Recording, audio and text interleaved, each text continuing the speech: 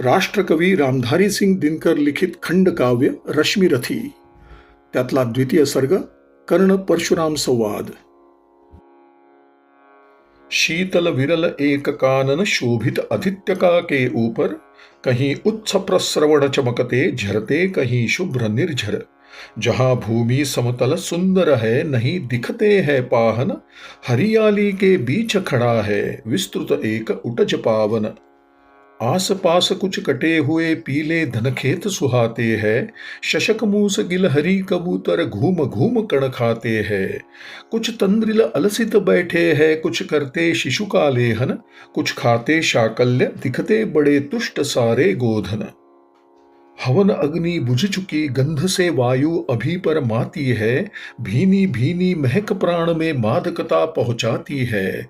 धूम धूम चर्चित लगते हैं तरु के श्याम छदन कैसे, झपक रहे हो शिशु के अलसित कजरारे लोचन जैसे।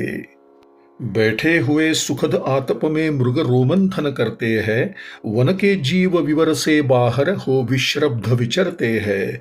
सूख रहे चीवर रसाल को नन्ही झुकी टहनियों पर, नीचे बिखरे हुए पड़े हैं इंगुद से चिकने पत्थर। अजिन दर्भ पालाशक मंडलु एक और तप के साधन, एक और है टंगे धनुष तुणीर तीर बरछे भीषण। चमक रहा तृणकुटी द्वार पर एक परशु आभाशाली, लौह दंड पर जड़ित पड़ा हो मानो अर्ध अंशुमाली। श्रद्धा बढ़ती अजिन दर्भ पर परशु देख मन डरता है, युद्ध शिविर या तपोभूमि यह समझ नहीं कुछ पड़ता है। हवन कुंड जिसका यह उसके ही क्या है ये धनुष कुठार, जिस मुनि की यह श्रुआ उसी की कैसे हो सकती तलवार। आई है वीरता तपोवन में क्या पुण्य कमाने को, या संन्यास साधना में है दैहिक शक्ति जगाने को। मन ने तन का सिद्ध यंत्र अथवा शस्त्रों में पाया है, या कि वीर कोई योगी से युक्ति सीखने आया है। परशु और तप ये दोनों वीरों के ही होते श्रृंगार, क्लिवन तो तप ही करता है न तो उठा सकता तलवार। तप से मनुज दिव्य बनता है, षड्विकार से लड़ता है, तन की समर भूमि में लेकिन काम खड्ग ही करता है। किंतु कौन नर तपोनिष्ठ है यहाँ धनुष धरने वाला, एक साथ यज्ञाग्नि और असी की पूजा करने वाला। कहता है इतिहास जगत में हुआ एक ही नर ऐसा, रण में कुटिल काल समक्रोधी तप में महासूर्य जैसा। मुख में वेद पीठ पर तर्कस, कर में कठिन कुठार विमल। शाप और शरद दोनों ही थे जिस महान ऋषि के संबल। यह कुटीर है उसी महामुनि परशुराम बलशाली का, भृगु के परम पुनीत वंशधर व्रति वीर प्रणपाली का। हाँ हाँ वही कर्ण की जांघों पर अपना मस्तक धरकर सोए है तरुवर के नीचे आश्रम से किंचित हटकर। पत्तों से छन छन कर मीठी धूप माघ की आती है, पड़ती मुनि की थकी देह पर और थकान मिटाती है। कर्ण मुग्ध हो भक्ति भाव में मग्न हुआ सा जाता है, कभी जटा पर हाथ फेरता पीठ कभी सहलाता है। चढ़े नहीं चीटियां बदन पर पड़े नहीं तृणपात कहीं, कर्ण सजग है उचट जाए गुरुवर की कच्ची नींद नहीं। वृद्ध देह तप से कृशकाया उस पर आयुध संचालन, हाय पड़ा श्रम भार देव पर असमय यह मेरे कारण। किंतु वृद्ध होने पर भी अंगों में है क्षमता कितनी, और रात दिन मुझ पर दिखलाते रहते ममता कितनी। कहते हैं ओ वत्स पुष्टिकर भोग न तू यदि खाएगा, मेरे शिक्षण की कठोरता को कैसे सह पाएगा। अनुगामी यदि बना कहीं तू खान पान में भी मेरा, सूख जाएगा लहू बचेगा हड्डी भर ढांचा तेरा। जरा सोच कितनी कठोरता से मैं तुझे चलाता हूँ, और नहीं तो एक पाव दिन भर में रक्त जलाता हूँ। इसकी पूर्ति कहाँ से होगी बना अगर तू सन्यासी, इस प्रकार तो चबा जाएगी तुझे भूख सत्यानाशी। पत्थर सी हो मांसपेशिया लोहे से भुजदंड अभय, नस नस में हो लहर आग की तभी जवानी पाती जय। विप्र हुआ तो क्या रखेगा रोक अभी से खाने पर, कर लेना घनघोर तपस्या वह चतुर्थ के आने पर। ब्राह्मण का है धर्म त्याग, पर क्या बालक भी त्यागी हो। जन्म साथ शीलोच्छ वृत्ति के ही क्या वे अनुरागी हो। क्या विचित्र रचना समाज की, गिरा ज्ञान ब्राह्मण घर में, मोती बरसा वैश्य वेश्म में, पड़ा खड्ग क्षत्रिय कर में। खड्ग बड़ा उद्धत होता है, उद्धत होते हैं राजे, इसीलिए तो सदा बजाते रहते वे रण के बाजे।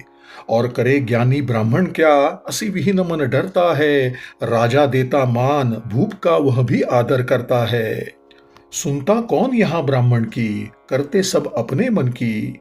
डुबो रही शोणित में भूको, भूपो की लिप्सा रण की।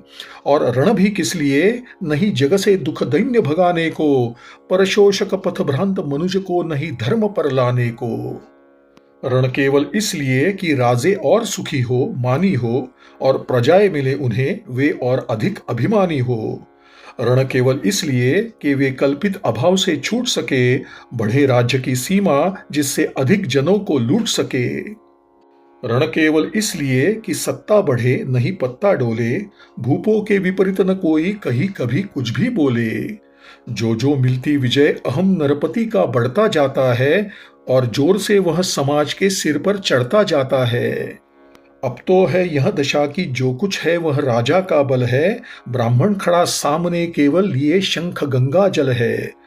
कहाँ तेज ब्राह्मण में अविवेकी राजा को रोक सके, धरे कुपथ पर जभी पाव वह तक्षण उसको टोक सके। और कहे भी तो ब्राह्मण की बात कौन सुन पाता है, यहाँ रोज राजा ब्राह्मण को अपमानित करवाता है। चलती नहीं यहाँ पंडित की, चलती नहीं तपस्वी की, जय पुकारती प्रजा रात दिन राजा जयी यशस्वी की। सिर था जो सारे समाज का वही अनादर पाता है, जो भी खिलता फूल भुजा के ऊपर चढ़ता जाता है। चारों ओर लोभ की ज्वाला, चारों ओर भोग की जय, पाप भार से दबी धसी जा रही धरा पल पल निश्चय। जब तक भोगी भूप प्रजाओं के नेता कहलाएंगे, ज्ञान त्याग तप नहीं श्रेष्ठता का जब तक पद पाएंगे, अशन वसन से हीन दीनता में जीवन धरने वाले, सहकर भी अपमान मनुजता की चिंता करने वाले, कवि कोविद विज्ञान विशारद कलाकार पंडित ज्ञानी, कनक नहीं कल्पना ज्ञान उज्ज्वल चरित्र के अभिमानी, इन विभूतियों को जब तक संसार नहीं पहचानेगा, राजाओं से अधिक पूज्य जब तक न इन्हें वह मानेगा, तब तक पड़ी आग में धरती इसी तरह अकुलाएगी, चाहे जो भी करे दुखों से छूट नहीं वह पाएगी। थकी जीभ समझाकर गहरी लगी ठेस अभिलाषा को, भूप समझता नहीं और कुछ छोड़ खड्ग की भाषा को। रोक टोक से नहीं सुनेगा नृप समाज अविचारी है, ग्रीवाहर निष्ठुर कुठार का यह मदांध अधिकारी है। इसीलिए तो मैं कहता हूं अरे ज्ञानियों खड्ग धरो, हर न सका जिसको कोई भी, भूखा वह तुम त्रास हरो। नित्य कहा करते हैं गुरुवर खड्ग महाभयकारी है, इसे उठाने का जग में हर एक नहीं अधिकारी है। वही उठा सकता है इसको जो कठोर हो कोमल भी, जिसमें हो धीरता वीरता और तपस्या का बल भी। वीर वही है जो कि शत्रु पर जब भी खड्ग उठाता है, मानवता के महागुणों की सत्ता भूल न जाता है। सीमित जो रख सके खड्ग को पास उसी को आने दो, विप्र जाति के सिवा किसी को मत तलवार उठाने दो। जब जब मैं शरचाप उठाकर करतब कुछ दिखलाता हूँ, सुनकर आशीर्वाद देव का धन्य धन्य हो जाता हूँ। जियो जियो ऐवत्स तीर तुमने कैसा यह मारा है, दहक उठा वन उधर इधर फूटी निर्झर की धारा है। मैं शंकित था ब्राह्मवीरता मेरे साथ मरेगी क्या, परशुराम की याद विप्र की जाति न जुगा धरेगी क्या। पाकर तुम्हें किंतु इस वन में मेरा हृदय हुआ शीतल, तुम अवश्य ढोगे उसको मुझ में है जो तेज अनल। जियो जियो ब्राह्मण कुमार तुम अक्षय कीर्ति कमाओगे, एक बार तुम भी धरती को निश्क्षत्रिय कर जाओगे। निश्चय तुम ब्राह्मण कुमार हो, कवच और कुंडलधारी, तप कर सकते और पिता माता किसके इतने भारी। किंतु हाय ब्राह्मण कुमार सुन प्राण कांपने लगते हैं, मन उठता धिक्कार, हृदय में भाव ग्लानि के जगते हैं। गुरु का प्रेम किसी को भी क्या ऐसे कभी खला होगा, और शिष्य ने कभी किसी गुरु को इस तरह छला होगा। पर मेरा क्या दोष, हाय मैं और दूसरा क्या करता। पी सारा अपमान द्रोण के मैं कैसे पैरों पड़ता, और पाव पड़ने से भी क्या गूढ़ ज्ञान सिखलाते वे, एकलव्य सा नहीं अंगूठा क्या मेरा कटवाते वे। हाय कर्ण तू क्यों जन्मा था, जन्मा तो क्यों वीर हुआ, कवच और कुंडल भूषित भी तेरा अधम शरीर हुआ। धस जाए वह देश अतल में, गुण की जहां नहीं पहचान, जाति गोत्र के बल से ही आदर पाते हैं जहां सुजान। नहीं पूछता है कोई तुम व्रती वीर या दानी हो, सभी पूछते मात्र यही तुम किस कुल के अभिमानी हो। मगर मनुज क्या करे, जन्म लेना तो उसके हाथ नहीं, चुनना जाति और कुल अपने बस की तो है बात नहीं। मैं कहता हूं अगर विधाता नर को मुट्ठी में भरकर कहीं छीट दे ब्रह्मलोक से ही नीचे भूमंडल पर, तो भी विविध जातियों में ही मनुज यहाँ आ सकता है। नीचे है क्यारियां बनी तो बीज कहाँ जा सकता है। कौन जन्म लेता किस कुल में, आकस्मिक ही है यह बात। छोटे कुल पर किंतु यहाँ होते तब भी कितने आघात। हाय जाति छोटी है तो फिर सभी हमारे गुण छोटे, जाति बड़ी तो बड़े बने वे, रहे लाख चाहे खोटे। गुरु को लिए कर्ण चिंतन में था जब मग्न अचल बैठा, तभी एक विष कीट कहीं से आसन के नीचे बैठा। वज्रदंष्ट्र वह लगा कर्ण के उरु को कुतर कुतर खाने, और बनाकर छिद्र मास में मंद मंद भीतर जाने। कर्ण विकल हो उठा दुष्ट भोरे पर हाथ धरे कैसे, बिना हिलाए अंग कीट को किसी तरह पकड़े कैसे। पर भीतर उस धसे कीट तक हाथ नहीं जा सकता था, बिना उठाए पाव शत्रु को कर्ण नहीं पा सकता था। किंतु पाव के हिलते ही गुरुवर की नींद उचट जाती, सहम गई यह सोच कर्ण की भक्तिपूर्ण विभल छाती। सोचा उसने अतः कीट यह पिए रक्त पीने दूंगा, गुरु की कच्ची नींद तोड़ने का पर पाप नहीं लूंगा। बैठा रहा अचल आसन से कर्ण बहुत मन को मारे, आह निकाले बिना शीलासी सहनशीलता को धारे। किंतु लहू की गर्म धार जो सहसा आन लगी तन में, परशुराम जग पड़े रक्त को देख हुए विस्मित मन में। कर्ण झपट कर उठा इंगितों में गुरु से आज्ञा लेकर, बाहर किया कीट को उसने क्षत में से उंगली देकर। परशुराम बोले शिव शिव तूने यह की मूर्खता बड़ी, सहता रहा अचल जाने कब से ऐसी वेदना कड़ी। तनिक लजाकर कहा कर्ण ने नहीं अधिक पीड़ा मुझको, महाराज क्या कर सकता है यह छोटा कीड़ा मुझको। मैंने सोचा हिला डुला तो वृथा आप जग जाएंगे, क्षण भर को विश्राम मिला जो नाहक उसे गवाएंगे। निश्चल बैठा रहा सोच यह कीट स्वयं उड़ जाएगा, छोटा सा यह जीव मुझे कितनी पीड़ा पहुंचाएगा। पर यह तो भीतर धंसता ही गया, मुझे हैरान किया। लज्जित हूं इसलिए कि सब कुछ स्वयं आपने देख लिया। परशुराम गंभीर हो गए सोच न जाने क्या मन में, फिर सहसा क्रोधाग्नि भयानक भभक उठी उनके तन में। दांत पीस आंखें तरेर कर बोले कौन छली है तू, ब्राह्मण है या किसी और अभिजन का पुत्र बलि है तू। सहनशीलता को अपनाकर ब्राह्मण कभी न जीता है, किसी लक्ष्य के लिए नहीं अपमान हलाहल पीता है। सह सकता जो कठिन वेदना पी सकता अपमान वही, बुद्धि चलाती जिसे तेज का कर सकता बलिदान वही। तेज पुंज ब्राह्मण तिल तिल कर जले नहीं यह हो सकता, किसी दशा में भी स्वभाव अपना वह कैसे खो सकता। कसक भोगता हुआ विप्र निश्चल कैसे रह सकता है, इस प्रकार की चुभन वेदना क्षत्रिय ही सह सकता है। तू अवश्य क्षत्रिय है पापी, बता न तो फल पाएगा, परशुराम के कठिन शाप से अभी भस्म हो जाएगा। क्षमा क्षमा हे देव दयामय, गिरा कर्ण गुरु के पद पर, मुख विवर्ण हो गया अंग कांपने लगे भय से थर थर। सूत पुत्र मैं शूद्र कर्ण हूं, करुणा का अभिलाषी हूं, जो भी हूं पर देव आपका अनुचर अंतेवासी हूं। छली नहीं मैं हाय किंतु छल का ही तो यह काम हुआ, आया था विद्या संचय को किंतु व्यर्थ बदनाम हुआ। बड़ा लोभ था बनु शिष्यमय कार्तवीर्य के जेता का, तपोदीप्त शूरमा विश्व के नूतन धर्म प्रणेता का। पर शंका थी मुझे सत्य का अगर पता पा जाएंगे, महाराज मुझ सूत पुत्र को कुछ भी नहीं सिखाएंगे। बता सका मैं नहीं इसी से प्रभु जाति अपनी छोटी, करे देव विश्वास भावना और न थी कोई खोटी। पर इतने से भी लज्जा में हाय गड़ासा जाता हूँ, मारे बिना हृदय में अपने आप मरासा जाता हूँ। छल से पाना मान जगत में किलविश है मल ही तो है, ऊंचा बना आपके आगे सचमुच यह छल ही तो है। पाता था सम्मान आज तक दानी व्रती बलि होकर, अब जाऊंगा कहाँ स्वयं गुरु के सामने छली होकर।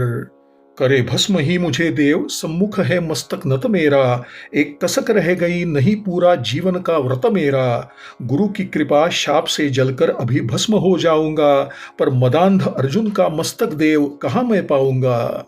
यह तृष्णा, यह विजय कामना मुझे छोड़ क्या पाएगी। प्रभु, अतृप्त वासना मरे पर भी मुझको भरमाएगी। दुर्योधन की हार देवता कैसे सहन करूंगा मैं। अभय देख अर्जुन को, मरकर भी तो रोज मरूंगा मैं। परशुराम का शिष्य कर्ण पर जीवन दान न मांगेगा। बड़ी शांति के साथ चरण को पकड़ प्राण निज त्यागेगा। प्रस्तुत हूं दे शाप, किंतु अंतिम सुख तो यह पाने दे। इन्हीं पाद पद्मों के ऊपर मुझको प्राण गंवाने दे। लिपट गया गुरु के चरणों से विकल कर्ण इतना कहकर, दो कणिकाएं गिरी अश्रु की गुरु की आंखों से बहकर। बोले, हाय कर्ण, तू ही प्रतिभट अर्जुन का नामी है। निश्चल सका धात्र राष्ट्रों का, विश्व विजय का कामी है। अब समझा किस लिए रात दिन तू वैसा श्रम करता था। मेरे शब्द शब्द को मन में क्यों सीपी सा धरता था। देखे अगणित शिष्य द्रोण को भी करतब कुछ सिखलाया, पर तुझसा जिज्ञासु आज तक कभी नहीं मैंने पाया। तूने जीत लिया था मुझको निज पवित्रता के बल से। क्या था पता लूटने आया है कोई मुझको छल से। किसी और पर नहीं किया वैसा स्नेह मैं करता था। सोने पर भी धनुर्वेद का ज्ञान कान में भरता था। नहीं किया कार्पण्य, दिया जो कुछ था मेरे पास रतन। तुझमें निज को सौंप शांत हो, अभी अभी प्रमुदित था मन। पापी बोल अभी भी मुख से, तू न सूत रथ चालक है। परशुराम का शिष्य विक्रमी विप्रवंश का बालक है। सूत वंश से मिला सूर्य सा कैसे तेज प्रबल तुझको। किसने लाकर दिए कहां से कवच और कुंडल तुझको। सूत सा रखा जिसे, उसको कैसे कठोर हूं मारूं मैं। जलते हुए क्रोध की ज्वाला, लेकिन कहां उतारूं मैं। पद पर बोला कर्ण, दिया था जिसको आंखों का पानी। करना होगा ग्रहण उसी को, अनल आज है गुरु ज्ञानी। बरसाइए अनल आंखों से, सिर पर उसे संभालूंगा। दंड भोग जलकर मुनि सत्तम छल का पाप छुड़ा लूंगा। परशुराम ने कहा, कर्ण तू वेद नहीं मुझको ऐसे। तुझे पता क्या सता रहा है मुझको असमंजस कैसे। पर तूने छल किया, दंड उसका अवश्य ही पाएगा। परशुराम का क्रोध भयानक निष्फल कभी न जाएगा। मान लिया था पुत्र, इसी से प्राण दान तो देता हूं। पर अपनी विद्या का अंतिम चरम तेज हर लेता हूं।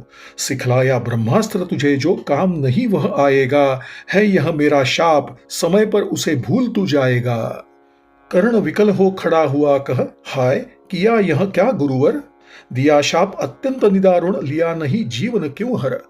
वर्षों की साधना साथ ही प्राण नहीं क्यों लेते हैं। अब किस सुख के लिए मुझे धरती पर जीने देते हैं। परशुराम ने कहा, कर्ण यह शाप अटल है, सहन करो। जो कुछ मैंने कहा उसे सिर पर ले सादर वहन करो।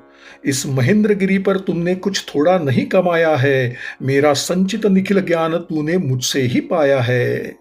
रहा नहीं ब्रह्मास्त्र एक, इससे क्या आता जाता है।